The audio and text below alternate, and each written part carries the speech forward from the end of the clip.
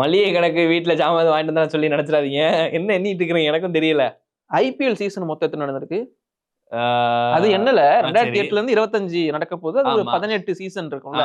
அதுல பஞ்சாப் கிங்ஸ் எத்தனை captain appoint பண்ணிருக்காங்க? பின்னாடி கேமராமேன் பாருங்க. விராட் கோலி பாரு ரீசன்ட்ரா 18 சொன்னானே. யாரு? நம்ம விராட் கோலி ஃபேன். இதுக்கு தலப்பாரி ரீசன் கூட நிறுத்திக்கணும். அவ்வளவுதான். அதுக்கு மேல வளர்க்க கூடாது. சரி ஓகே. சரி சொல்லுங்க. என்ன இது எதுக்கு எண்ணிட்டு இருந்தீங்க? இதெல்லாம் எண்ணிரலாம் அருண். ஐபிஎல் 2025 நடக்க போகுது. ஐபிஎல் சீசன் எல்லாமே எண்ணிரலாம். பட் இந்த ஐபிஎல்ல பஞ்சாப் கிங்ஸ் அப்பாயிண்ட் பண்ண கேப்டன்ஸ் என்றதுதான் கொஞ்சம் கஷ்டமா இருக்கு. அது கொஞ்சம் கஷ்டம். இந்த நட்சத்திரங்களை என்ன முடியாதுன்னு சொல்லுவாங்கல்ல. இப்ப ஸ்ரேயஸ் ஐயர் எத்தனாவது கேப்டன் தான் எண்ணிட்டு இருந்தேன். என்ன ஒரு 20 இருக்குமா 18 இருக்குமா? அந்த அளவுக்கு அசிங்கப்படுத்தாது. 17வது தான்.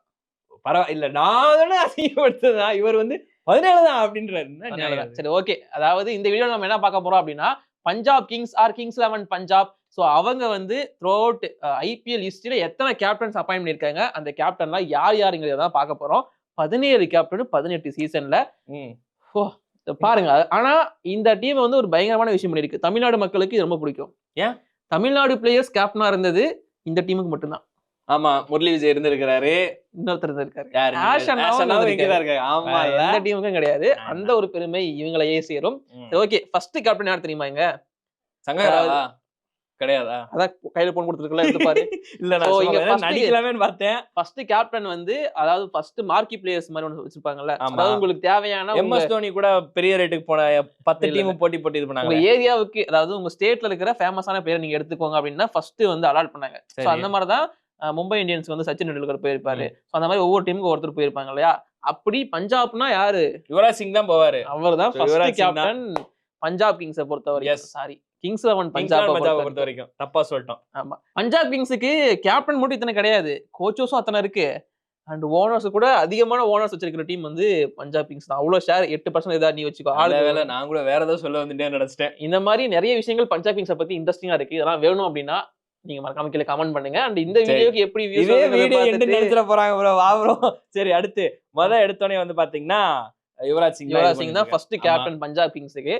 அதுக்கப்புறமா யாரு? நான் சொன்னேன் சங்ககரா. ஏன்னா சங்ககரா உங்களுக்கு ஞாபகம் இருக்காரு. சங்ககரா வந்து அடுத்த கேப்டன் ஆஃப்டர் யுவராஜ் சிங் வந்து சங்ககரா கையில் எடுத்து ஒரு ஓவர்சீஸ் கேப்டனா வந்து லீட் பண்ணாரு. பட் அவையும் ரொம்ப காலம் வச்சிருக்க மாட்டாங்களே, ஒரே வருஷம் தான் அடிச்சு பத்தி விட்டாங்க. அண்ட் ஆஃப்டர் சங்ககரா யாரு கேப்டன் தெரியுமா? அதே ஸ்ரீலங்கா டீம்ல தானே. அதே ஸ்ரீலங்கா டீம்ல இருந்து வந்த ஜெயவர்தனே. சங்ககரா போனா என்ன, ஜெயவர்தனே இருக்காருல்ல, போட்டு நயன்தாரா அவ்வளவுதான் விடுங்க. சரி ஓகே. அவர் எத்தனை வருஷம் வச்சிருந்தாங்க? இல்ல அவரும் சும்மா அப்பப்ப வந்து பண்ணிட்டு போறாரு. அவர் வந்து ஃபுல் சீசன்லாம் பண்ணல ஜெயவர்தனே. இது இல்லாம ஆடம் கில்கிரிஸ்ட் அதுக்கப்புறமா அப்பாயிண்ட் பண்ணாங்க. நிறைய ஓவர்சீஸ் கேப்டன்ஸை யூஸ் பண்ணதும் இந்த டீம் தான் நினைக்கிறேன். ஆமா, அந்த எத்தனை ரெக்கார்டியா கேப்டன்ஸ். ஓகே, கப்புதான் இல்ல, இதாவது இருக்கட்டுமே வச்சுக்கோ. ஆடம் கில்கிரிஸ்டுமே இருந்திருக்காரு. 2011ல இருந்து 13 வரைக்கும் கேப்டன்சி பண்ணிருக்காரு. அவரோட கேப்டன்சி ஓவரால் நல்லா இருந்துச்சு ப்ரோ சொல்லலாம். அண்ட் டேவிட் எசியுமே 12 போட்டி பண்ணிருக்காரு. ஆனா சொன்னல ஜெயவர்தனே வந்து ஒரு மேட்ச் தான். அந்த 2010ல ஒரே ஒரு மேட்ச் மட்டும் தான் ஜெயவர்தனே பண்ணிருக்காரு. Okay okay. அதுக்கப்புறம் ஆடம் கில்கிரிஸ்ட் வந்திருக்காரு. அவர் 34 மேட்ச் பண்ணிருக்காரு. அது இல்லாம டேவிட் எசி வந்து ஒரு 12 போட்டிகள் பண்ணிருக்காரு கேப்டன்சி. இவரோட டைம்ல தான் மேக்ஸ்வெல் பூம் ஆனதுன்னு சொல்லலாமா? தெரியல, சொல்லிக்கோ. என்ன சொல்லிக்கலாம். சரி ஓகே. அதுக்கப்புறமா இன்னொரு பிளேயர் ஜார்ஜ் பெய்லி. சீரியஸா ஒரு நல்ல குவாலிட்டியான கேப்டன் அந்த டைம்ல. ஏன்னா எனக்கு ரொம்ப பிடிக்கும் பெய்லி வந்து கேப்டன்சி பண்ண பஞ்சாப் கிங்ஸ். அப்ப பயங்கரமா இருப்பாங்க. அண்ட் இவர் காலகட்டத்திலயும் அந்த மாதிரியான ஆஸ்திரேலியன் பிளேயர்ஸ் எல்லாம் நல்லாவே இருந்தாங்க. இவர்கிட்ட ஒரு ரெக்கார்ட் இருக்காரு. பஞ்சாப் கிங்ஸ்ல அதிக போட்டிகள் வந்து கேப்டன்சி பண்ணது வந்து ஒன் அண்ட் ஒன்லி பர்சன் 35 போட்டி. அதுதான் ஹையஸ்டிங்க. ஒரு 50 இருக்குன்னு நினைச்சேன் கொஞ்ச நேரத்துல. அதுல 18 வின்னு 17 லாஸ். பாரபட்சமே கிடையாது. பரவாயில்லைங்க. இதை விட ஒருத்தர் ஈக்குவலா இருக்காரு. ஆடம் கில்கிரிஸ்ட் 34 போட்டி ஆடி இருக்காரு கேப்டனா. 17 வின்னு 17 லாஸ். என்ன ஒரு ஒற்றுமைடா. ஓகே, இது ஒற்றுமையோட பயங்கரமான சிங்கா இருக்கு. இதே சமயத்துல இத்தனை ஓவர்சீஸ் பிளேயர்ஸ் இருந்தாங்கல்ல, இந்த சமயத்துல ஒரு இந்தியன் பிளேயருமே ஒரே ஒரு போட்டி மட்டும் கேப்டன்சி பண்ணிருக்காரு. யாரு? சேவாக். எதிர்பார்த்ததுதான். ஏன்னா அந்த டைம்ல தான் சென்னை சூப்பர் கிங்ஸை வந்து அடிச்சு வெளியே பத்துவாங்க. 2015 தான் ஒரே ஒரு மேட்ச் மட்டும் தான் சேவாக் வந்து கேப்டன்சி பண்ணிருக்காரு. என்னங்க வேடந்தாங்கல் பறவையோட மோசமா இருக்கிறாங்க இவங்க. ஆமா, அதுக்கப்புறமா திரும்பவும் ஓவர்சீஸ் பிளேயர் பக்கம் தான் அவங்க நிறைய ஓவர்சீஸ் பிளேயர் பக்கம் தான் கான்சென்ட்ரேட் பண்ணிருக்காங்க. மறுபடியும் முதல்ல இருந்தா டேவிட் மில்லர் கிட்ட, அதாவது இடையில தான் ஒரு போட்டி சேவாக்கு, மற்றபடி ஓவர்சீஸ் பிளேயர் தான். அது ஆப்ஷன் ஆனப்போ அவர் வந்து பண்ணிருப்பாரு நினைக்கிறேன். டேவிட் மில்லர் வந்து 6 மேட்ச் வந்து கேப்டன்சி பண்ணிருக்காரு. 2016 வைக்கலையா? அவனும் கேப்டன்சி பண்ணிருக்காரு பஞ்சாப் கிங்ஸ்க்கு. David Miller also in captaincy list. இது இல்லாம இது அவருக்கே தெரியுமான்னு தெரியல, மறந்தாலும் மறந்துருப்பாரு. correct தான். இதுக்கப்புறம் தான் இந்தியன் பிளேயர்ஸ் வராங்க. 2016ல வந்து முரளி விஜய் கிட்ட கேப்டன்சி ஒப்படைக்கப்பட்டது. ஒரு வருஷத்துல எத்தனை கேப்டனுங்க? 2. அப்பா அது 8 போட்டி அவர் 6 மேட்ச், இவர் 8 மேட்ச். நல்ல பார்ட்னர்ஷிப். இது என்ன பிரமாதம். போன வருஷம் தெரியும்ல, அது வேற கடைசியில வர முரளி விஜய்க்கு அப்புறமா இவங்க திரும்பவும் ஓவர்சீஸ் பக்கம் போறாங்க. பஞ்சாப்னாலே யார் உங்களுக்கு ஞாபகத்துக்கு வருவாங்க? பஞ்சாப்ல ஒரு சுத்தமா பர்ஃபார்மன்ஸ் பண்ணிருக்க மாட்டாரு. சரி, ஆனா பஞ்சாப்னாவே அவர் தான் ஞாபகத்துக்கு வருவாரு. ஓவர்சீஸ் பிளேயர் யாரா இருக்கும்? ஆரன் பிஞ்சா? அவரும் ஆடி இருக்காரு, அதனால சொன்னேன். அவர் இல்லையா? திரும்பவும் சொல்றேன், பஞ்சாப்னு சொன்னாலே இவர் தான் ஞாபகத்துக்கு வருவாரு. ஆனா பஞ்சாப்க்கு இவர் பெருசா எதுவும் பண்ணது இல்ல. யாரா இருக்கும்? தீபக் உனக்கு தெரியுமா? யாருக்குமே தெரியலையா? அவர் பேரை சொன்னா ஆர்சிபி பிளேயர் அவரு. மேக்ஸ்வெல். ஓ, கிளென் மேக்ஸ்வெல்லா? ஒரு சீசன் பயங்கரமா பண்ணாருங்க. அந்த 2017ல தலைவன் தான் கேப்டன்சி பண்ணிருக்காரு. 14 மேட்ச். ஒரு சீசனை ஒண்ணு உருப்படியா பண்ணிட்டு கேப்டன்ரா மேக்ஸ்வெல். நைஸ். அந்த விஷயம் தான். பட் இது இல்லாம இன்னொருத்தருமே 2 சீசன் பண்ணியிருந்தாரு உருப்படியா. அடுத்து வராரு, சொல்லுங்க. ரவிச்சந்திரன் அஸ்வின். எஸ், அது தெரியுங்க. எஸ், 18-19ல வந்து 28 போட்டிகள் வந்து அவர் கேப்டன். ஆனா இங்க வந்து அஸ்வின் கேட்ட ஆட்களை வந்து அவங்க எடுக்கல அப்படின்ற மாதிரி ஒரு பஞ்சாயத்து போயிட்டு இருந்தது. அது வெளியில சொல்ல மாட்டாங்க. அவர் வந்து சூட்சமமா சொல்லுவாரு. பீடாக் வந்து அப்ப கூட இருந்தாரு, அவருமே சொல்லியிருப்பாரு. பட் மேக்சிமம் பீடாக் சொல்ல வரும்போதெல்லாம் தடுத்துருவாரு இவரு. இது வழக்கமா நடக்காது. அவர் மேனேஜ்மெண்ட் வந்து இஷ்யூ பண்ணிட்டே தான் இருப்பாங்க. இது என்ன தோனி இருக்கிற சிஎஸ்கேவா இல்ல தோனி இருக்கிற டீம் இந்தியாவா 2011ல தானே இருந்துச்சு? கரெக்ட் தான். அங்க போவோம் நம்ம. சரி, ஓகே ஃபைன். இது மட்டும் பாத்துறோம். ஓகே. அஸ்வினுக்கு அப்புறமா ரொம்ப காலம் வந்து கேப்டன்சி எடுத்த இன்னொரு பிளேயர் வந்து கேஎல் ராகுல்.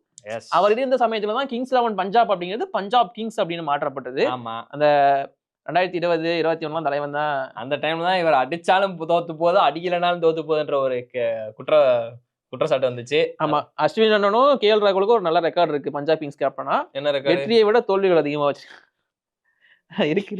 இது சொல்லாமலே இருந்திருக்கலாம்டா. இது இல்லாம மயங்க் அகர்வாலுமே கேப்டன்சில அப்பாயின்ட் பண்ணிருக்காரு. சோ மயங்க் அகர்வாலுமே இந்த டீமுக்கு கேப்டனா இருந்திருக்காரு. இவங்க என்ன மனிஷ் பாண்டே தான்டா எடுக்கல. மனிஷ் பாண்டே எடுத்தா அவங்கள கூட ஃபுல்லா கேப்டன். ஆனா அவரு தரமான கேப்டன் ப்ரோ. மனிஷ் பாண்டே கர்நாடகா டீமுக்கு நிறைய பண்ணிருக்காரு. நல்ல கேப்டன் தான், ஆனா யூஸ் பண்ண மாட்டாங்க. ஏன்னா என்ன அவர் வந்து என்னது அஸ்வின் அண்ணனே நல்ல கேப்டன் தான். அவர்கிட்ட டீமை முழுசா கொடுத்துட்டு இது எப்படி தான் ஆயிடுச்சு. பிகேஎல் சீசன் லெவல்ல சேரானா கிட்ட டீமை கொடுத்துட்டு இவங்களே போய் எல்லாத்தையும் புடிங்கிட்டு வந்தாங்களா, அப்படி ஆயிடுச்சு. அப்படிதான் அங்க நடந்துருந்துச்சு. சரிதா, இது வரைக்கும் கடைசி வருஷம் என்ன 13 கேப்டன்ஸ் யூஸ் பண்ணிருந்தாங்க. அதுக்கப்புறமா 14வது கேப்டனா ஷிகர் தவான் அப்பாயிண்ட் பண்ணாங்க. ஐபிஎல் 2024லயுமே ஷிகர் தவான் தான் கேப்டனா ஆரம்பிச்சாரு. ஆனா போட்டோ ஷூட் கூட வந்திருக்க மாட்டாரு. போட்டோ ஷூட்ல வந்து ஜிதேஷ் சர்மா தான் இருந்திருப்பாரு.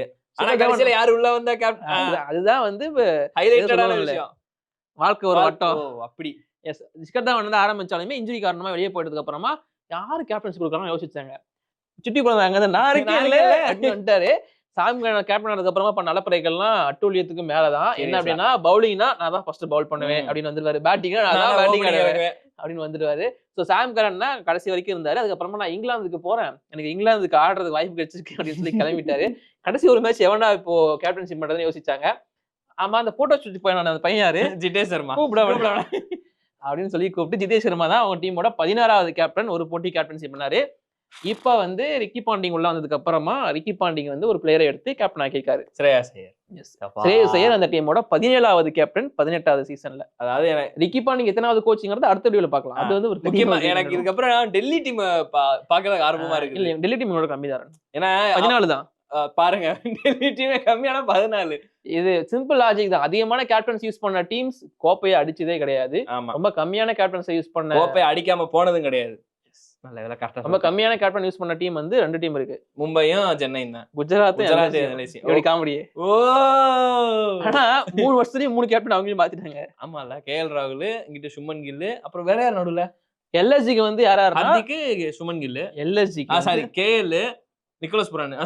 ஆமா, நிக்கோலஸ் புரான் பண்ணாப்லயோ ரிஷப் பண்ட். இப்போ ஆமா, ஓ 4வது இப்ப ரிஷப் பண்ட். குர்னல் பாண்டியா கேப்டன்சி இருக்காரு. மறந்துட்டேன் எல்லாருமே. அப்ப எல்லாரும் இல்ல, நீ மறந்துட்ட. ஜிடிக்கு வந்து ஜிடிக்கு 3 கேப்டன், கில்லு வேற யாரு, ரஷீத் கான் கேப்டன்சி பண்ணிருக்காரு. 2 மேட்ச் பண்ணாப்லயோ. Okay fine. அதனால அங்கேயுமே 3 கேப்டன் தான். மறந்துட்டேன், வேற ஒண்ணும் கிடையாது. சோ அதெல்லாம் தனியா நாம பாத்துறோம் ஒவ்வொரு டீமுக்கா. பட் இப்போதைக்கு பஞ்சாப் கிங்ஸ் மட்டும் அவங்க ஃபேன்ஸ் பார்த்தானே இப்படிலாம் இருந்திருக்குது அப்படின்ற மாதிரி நினைக்க மாட்டாங்க. இத்தனை கேப்டன் யூஸ் பண்ணிக்கிறாங்கன்னு பெருமை தான். உங்களால முடியுமா? கேப்டன் தெரியுமா அதுல? ஓ, நீங்க அப்படி வரீங்க, பரவாயில்ல. நாங்க 1000 தான் இருந்தாலும் ஒரு கேப்டனை வச்சு 9 வருஷம் கப்படிக்கலாம்னு பரவாயில்ல உட்காந்துருப்போம் ப்ரோ. சரி, கேமராமேன் அழுகுறாரு, வேணா விட்டுருவான். வேணா தாக்காத. சரி ஓகே, உங்களோட ஃபேவரட் கேப்டன் இதுல இருந்து யாருங்க மறக்காம கீழே கமெண்ட் பண்ணுங்க. அண்ட் அடுத்து எந்த டீமோட கேப்டன்ஸ் லிஸ்ட் போடலாங்கிறதையும் கமெண்ட் பண்ணிருங்க. கிளம்ப தாராளமா இல்லாட்டி அடிக்க ஆரம்பிச்சிருவாங்க. உண்மைதான்.